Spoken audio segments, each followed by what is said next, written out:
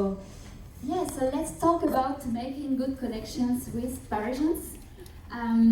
So usually, when we speak about connections and interacting with French people, we think about speaking French. And definitely, as a French teacher, I would say, yeah, it's true if you matter and you master the grammar and the vocabulary, and that you speak French, yeah, it will help connecting with French people. But sometimes, behind the language, you face some misunderstanding, and you don't really understand, despite French, what are French people or Parisians' expectations or intentions. And so this is where I'm going to help you now, I hope. And so we are going to cover 3 tips to help you connect with Parisians and to understand those situations when they are misunderstanding despite language. Alors, tip number 1. Last time, I stepped in the bus and I was really busy and thinking about a lot of things, and I just validated my ticket, stepped in the bus, and the bus driver told me, bonjour, with a really strict tone, like bonjour. I was like, oh my god, I forgot to say bonjour. Did you already face this kind of situation? Like this strict tone, like bonjour. And actually, if you did experience that, you faced a specific French cultural aspect, which is difference between private versus public spaces. Actually, we might think that buses are a public space, but for French people, buses are like a private space. It's like the driver's house. To French people, shops, administrations, public transports, like the taxi, are considered as continuations of the drivers or the shoppers. And so that's why, when you go in those spaces, you're expected to act like a guest. And so that's why, as well, those words are so important. Bonjour, excusez-moi, merci beaucoup, au revoir. You're expected to act as if you were entering at your friend's home, actually. And just try it, and you'll see how people will be way more relaxed. Parisians will be way more relaxed, and really more warmer and warming. I don't know how to say this. And it's the same for buses, administrations, taxi, and shops, definitely. Tip number 2 is the difference between implicit and explicit. French language and the French communicative or communication pattern is implicit. Really implicit. And most of the misunderstanding are led probably by this bad aspect. It has a lot of impact on the language. And I will just give you a quick example now.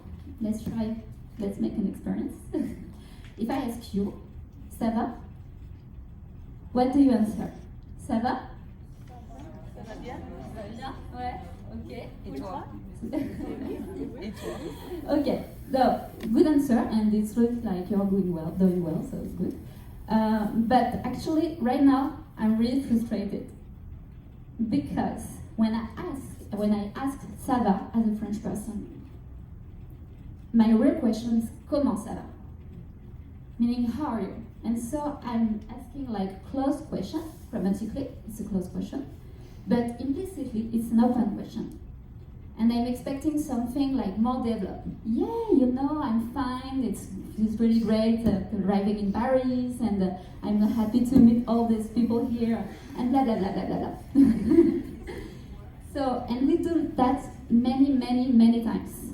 And many times I'm okay, asking a question, and I just receive a yes or no. With a French person, it doesn't happen. So we keep going, we start a conversation, and blah blah blah. With for people coming from abroad, depends on the countries, but I can ask the same kind of question, and the conversation stops there. And they're like, okay. So, if you, for instance, if a Parisian asks you, vous habitez à Paris? The real question is, vous habitez où? So, if you answer like, yes, I live in Paris. No, okay. No, yeah, I live in the 11th, close to Republic. And I enjoy this area and blah blah blah and blah blah. And another situation, another question, you are at the restaurant and the waiter is coming to you after the end of your meal and asking you, ça a été? The big enigma every time, like, ça a été, what does it mean? Literally, it means it has been. So, well, but actually the real question behind it is, comment était le repas? So how was your meal? Did you enjoy it? And you're expected to give like some comments.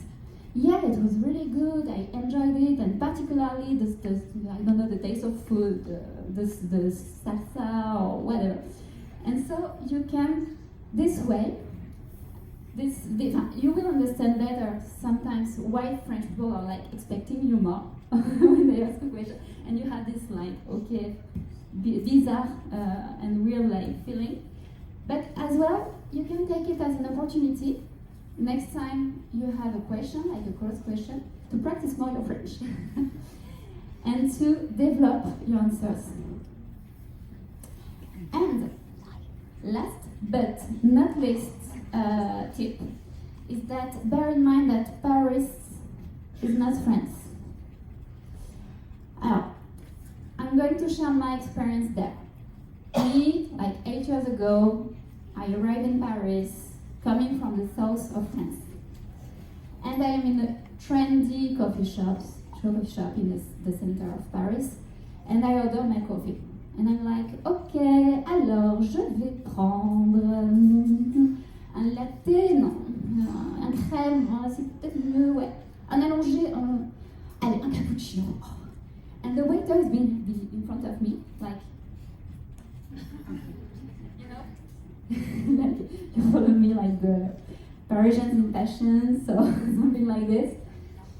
Alors, it's it's true that many times, what I observe is that many times you consider or you think that this impatience is the consequence of your French level, and that you're maybe not fluent enough, not quick enough. But breaking news, French people and Parisians especially can be impatient anyway. And this is the consequence, I think, of many reasons, like we are in the economic capital of France. The educative system is really competitive here, and many other reasons.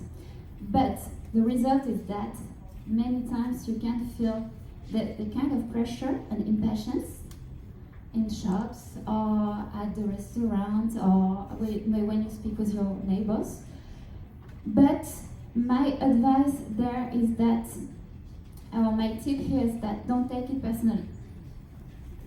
And especially if you speak French in Paris, because you are the one who make the effort.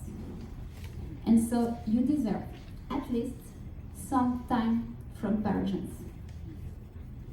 And that will be all. Merci beaucoup.